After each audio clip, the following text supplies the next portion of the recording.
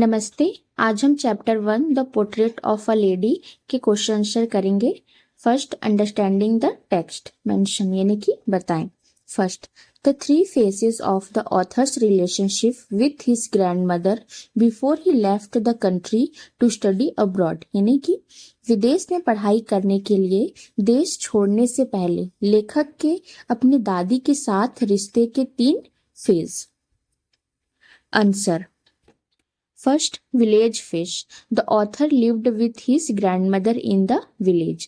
She looked after him, accompanied him to school and helped him with his studies. यानी गांव का दौर। लेखक अपनी दादी के साथ गांव में रहते थे। The author lived with his grandmother in the village. दादी उनकी देखभाल करती थी। She looked after him. उन्हें स्कूल छोड़ने जाती थी और पढ़ाई में उनकी मदद करती थी। Accompanied him to school and helped him with his studies. Second, city phase यानी कि शहर का दौर। When they moved to the city, the author went to an English school by bus. His grandmother could no longer accompany him and became less involved in his education. यानी जब वे शहर चले गए, when they moved to the city, तो लेखक बस से English school जाने लगे। The author went to an English school by bus. दादी अब उनके साथ स्कूल नहीं जा पाती थी। His grandmother could no longer accompany him. और उनकी पढ़ाई में भी पहले जितना शामिल नहीं रहती थी।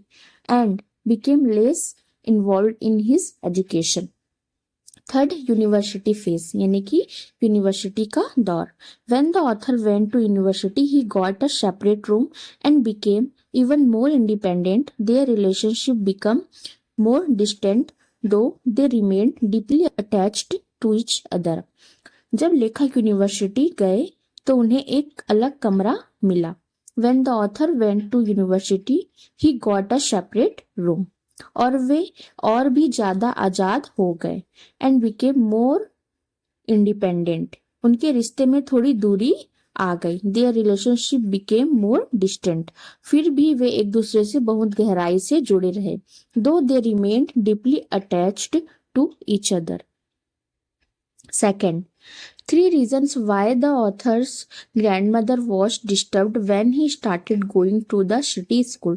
3 कारण कि जब लेखक शहर के स्कूल जाने लगा तो उसकी दादी परेशान क्यों थी। Answer. First, she was distressed that there was no teaching about God or the scriptures. यानी उन्हें इस बात की चिंता थी कि ईश्वर या धर्म ग्रंथों के बारे में कोई शिक्षा नहीं दी जा रही थी। Second, she could not comprehend or help him with subjects like English, the law of gravity or Archimedes principle. यानी कि वह अंग्रेजी, गुरुत्वाकर्षण के नियम या आर्किमिडीज के सिद्धांत जैसे विषयों को समझ नहीं पाती थी और ना ही उनमें उनकी मदद कर सकती थी। Third, she considered music to have lewd associations suitable only for harlots and beggars not gentle folk. यानी उनका मानना था कि संगीत का संबंध अश्लीलता से है और यह केवल वैश्याओं और भिखारियों के लिए है, ना कि सभ्य लोगों के लिए। Third, 3 ways in which the author's grandmother spent her days after he grew up. लेखक के बड़े होने के बाद उनकी दादी अपना दिन किन 3 तरीकों से बिताती थी। Answer. First, she spent her time praying and telling the beads of her rosary. यानी वह अपना समय प्रार्थना करने और अपनी माला के मन के जपने में बिताती थी। Second, she sat at her spinning wheel from morning till evening. वह सुबह से शाम तक चरखे पर बैठी रहती थी। Third, every afternoon she fed bread crumbs to the sparrows. हर दोपहर वह गोरैयों को रोटी के टुकड़े खिलाती थी। Fourth, the odd way in which the author's grandmother behaved just before she died. लेखक की दादी ने मरने से ठीक पहले किस अजीब तरह से व्यवहार किया। Answer. First, omitted her prayers यानी कि प्रार्थना नहीं की। For the first time she skipped her evening prayers to beat an old drum and sing songs of returning warriors to celebrate the author's homecoming. यानी लेखक की घर वापसी का जश्न मनाने के लिए उन्होंने पहली बार शाम की प्रार्थना नहीं की, इसके बजाय उन्होंने पुराना ढोल बजाया और घर लौट रहे योद्धाओं के गीत गाए। सेकंड, रिफ्यूज टू टॉक यानी कि बात करने से इनकार। Sensing her death was near, she stop talking to the family and spend her final moments lying in bed, praying and counting the beads of her रोशनी। यानी अपनी मौत करीब जानकर, sensing her death was near, उन्होंने परिवार से बात करना बंद कर दिया। She stop talking to the family, और अपने आखिरी पल बिस्तर पर लेटे हुए, प्रार्थना करते हुए और माला जपते हुए बिताए। And spend her final moments lying in bed, praying and counting the beads of her rosary. Fifth, the way in which the sparrow expressed their sorrow when the author's grandmother died। लेखक की दादी की मौत पर गुरैया ने अपना दुख किस तरह जाहिर किया।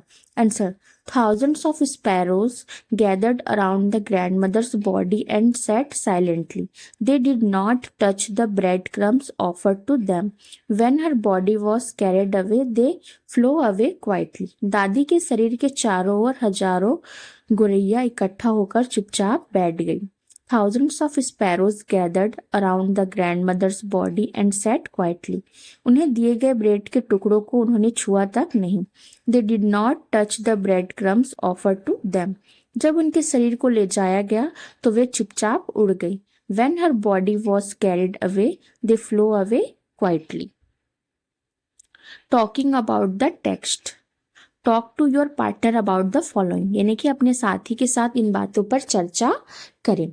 First, the author's grandmother was a religious person. What are the different ways in which we come to know this. लेखक की दादी एक धार्मिक महिला थी, हमें किन किन बातों से यह पता चलता है। Answer, she always prayed and counted the beads of her rosary. She read scriptures in the temple and recited prayers while bathing and dressing the author. She disliked the city school because it did not teach about God and holy books. Before her death, she devoted her final moments to prayer. वह हमेशा प्रार्थना करती थी और अपनी माला के दाने गिनती थी। She always prayed and counted the beads of her rosary. वह मंदिर में धार्मिक ग्रंथ पढ़ती थी और लेखक को नहलाते और तैयार करते समय प्रार्थनाएं करती थी। She read scriptures in the temple and recited prayers while bathing and dressing the author. उन्हें शहर का स्कूल पसंद नहीं था क्योंकि वहां भगवान और पवित्र ग्रंथों के बारे में नहीं सिखाया जाता था। She disliked the city school because it did not teach about God and holy books. अपनी मृत्यु से पहले उन्होंने अपने आखिरी पल प्रार्थना में बिताए। Before her death, she devoted her final moments to prayer. Second, describe the changing relationship between the author and his grandmother. Did their feelings for each other change? लेखक और उनकी दादी के बदलते रिश्ते के बारे में बताएं। क्या एक दूसरे के प्रति उनकी भावनाएं बदली? Answer, in the village they were very close and spent most of their time together. In the city they become less close because the author went to an English school. At university they lived in separate rooms and become more distant. However, their love and affection for each other did not change. गांव में वे बहुत करीब थे और अपना ज्यादातर समय साथ बिताते थे। In the village they were very close and spent most of their time together. शहर में उनके बीच की नजदीकी कम हो गई क्योंकि लेखक एक इंग्लिश स्कूल में पढ़ने लगे। In the city, they became less close because the author went to an English school. University में वे अलग अलग कमरों में रहते थे और उनके बीच की दूरी और बढ़ गई। At university, they lived in separate rooms and became more distant. फिर भी एक दूसरे के लिए उनका प्यार और लगाव कम नहीं हुआ। However, their love and affection for each other did not change. Third, would you agree that the author's grandmother was a person strong in character? If yes, give instances that show this. क्या आप मानते हैं कि लेखक की दादी एक मजबूत चरित्र वाली महिला थी? यदि हाँ तो ऐसे उदाहरण दे जो यह साबित करते हो। Answer, yes, she was strong in character. She followed her religious beliefs firmly accepted changes in her life without complaint and lived independently. Even during her final moments she remained calm and devoted to prayer. हाँ, उनका चरित्र बहुत मजबूत था. Yes, she was strong in character. वे अपनी धार्मिक मान्यताओं का दृढ़ता से पालन करती थी. She followed her religious beliefs firmly. बिना किसी शिकायत के जीवन में आए बदलावों को स्वीकार करती थी और आजादी से रहती थी. Accepted changes in her life without complaint and lived independently. यहाँ तक कि अपने अंतिम क्षणों में भी वे शांत रही और प्रार्थना में लीन रही. Even during her final moments, she remained calm and devoted to prayer. Fourth, have you known someone like the author's grandmother? Do you feel the same sense of loss with regard to someone whom you have loved and lost?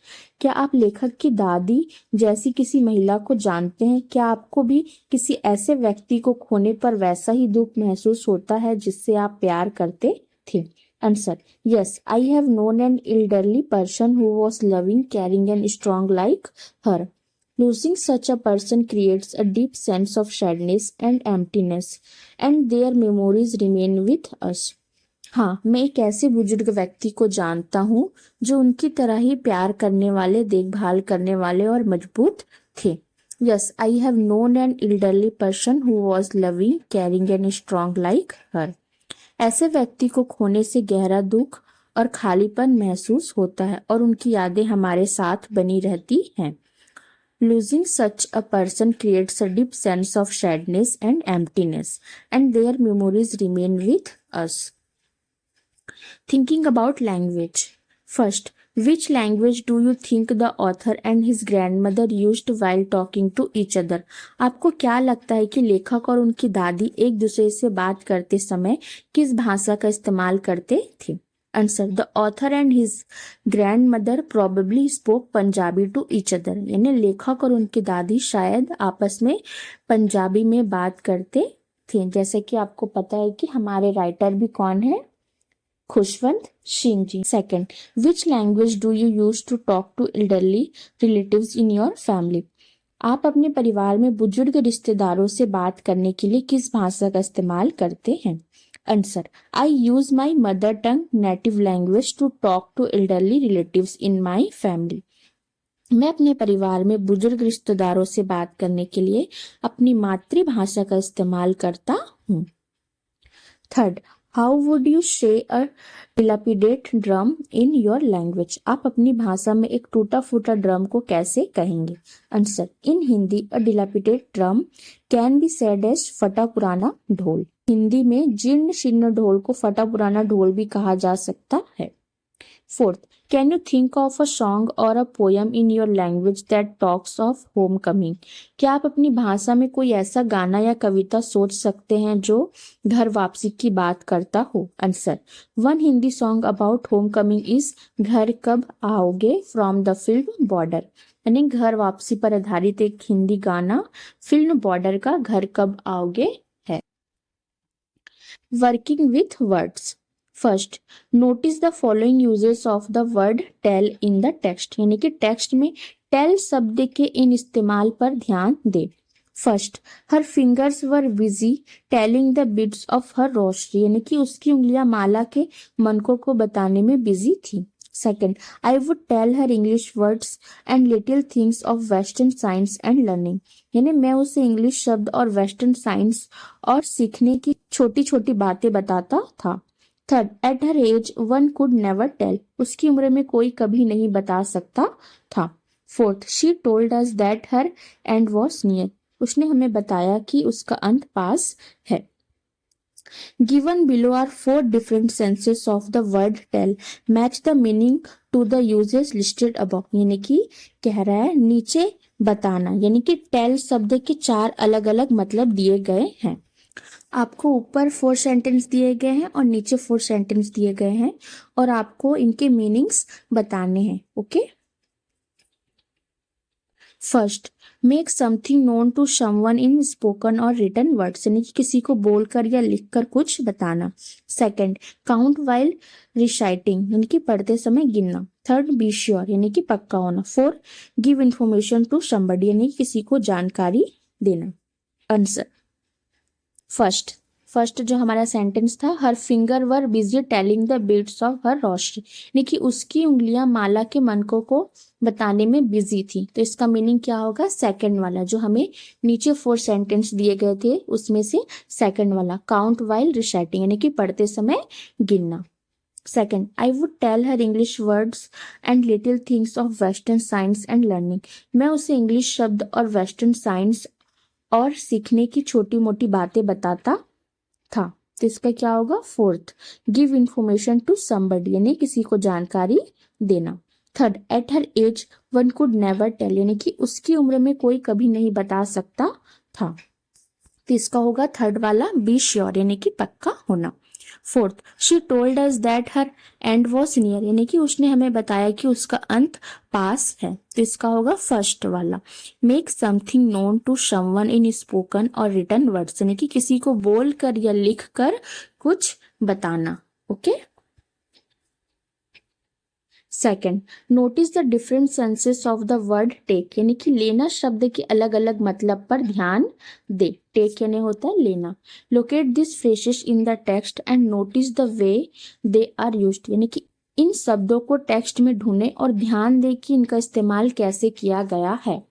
Okay. तो first है हमारा to take to something, यानी to begin to do something as a habit, यानी कि किसी चीज को अपनाना, आदत के तौर पर कुछ करना शुरू करना। तो आपको इसमें बताना है कि इसका इस्तेमाल जो है आपके चैप्टर में या टेक्स्ट में कैसे किया गया था। तो इसका होगा, she took to feeding sparrows in the courtyard of our city house, यानी उन्होंने हमारे शहर वाले घर के आंगन में गोरैयों को दाना खिलाना शुरू कर दिया। Okay.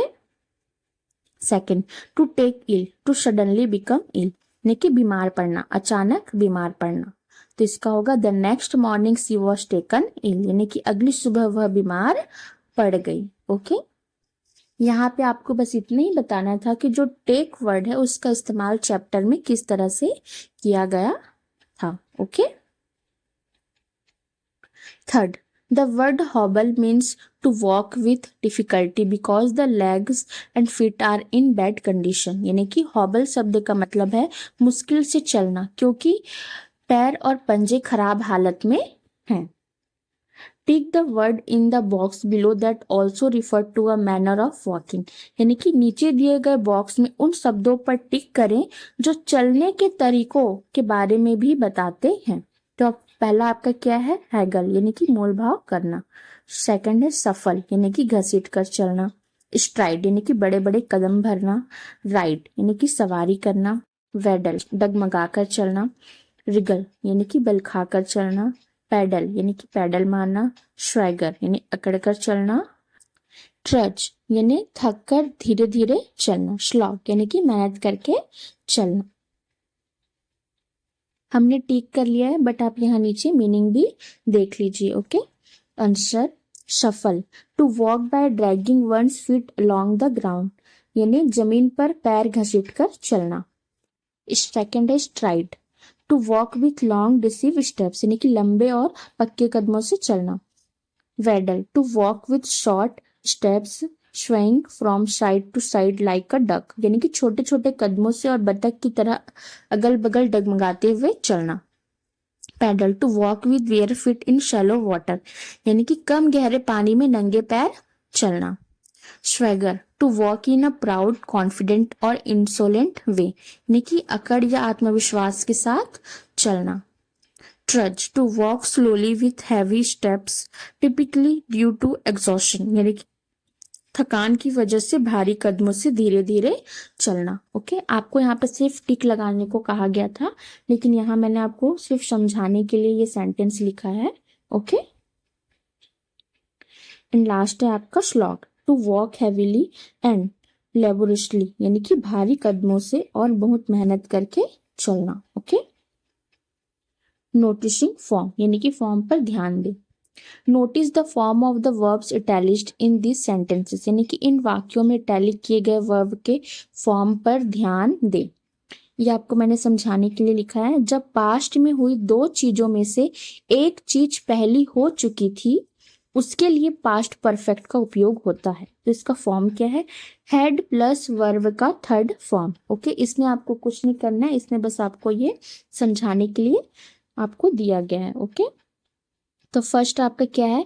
My grandmother was an old women, she had been old and wrinkled for the 20 years that I had known her. People said that she had once been young and pretty and had even had a husband, but that was hard to believe. मेरी दादी एक बूढ़ी औरत थी। जब से मैं उन्हें जानता था तब से वह बूढ़ी और झुर्रियों वाली हो गई थी। लोग कहते थे कि वह कभी जवान और सुंदर थी और उनका एक पति भी था, लेकिन इस पर यकीन करना मुश्किल था। Second, when we both had finished we would walk back together, यानी कि जब हम दोनों पढ़ाई खत्म कर लेते तो साथ साथ वापस चलते। देखिए यहाँ पे हैड प्लस वर्ब का थर्ड फॉर्म, फिनिश का क्या हो गया? Finished. Okay, past perfect. Third, when I came back she would ask me what the teacher had taught me, यानी कि जब मैं वापस आता तो वह मुझसे पूछती कि टीचर ने मुझे क्या सिखाया था। had taught।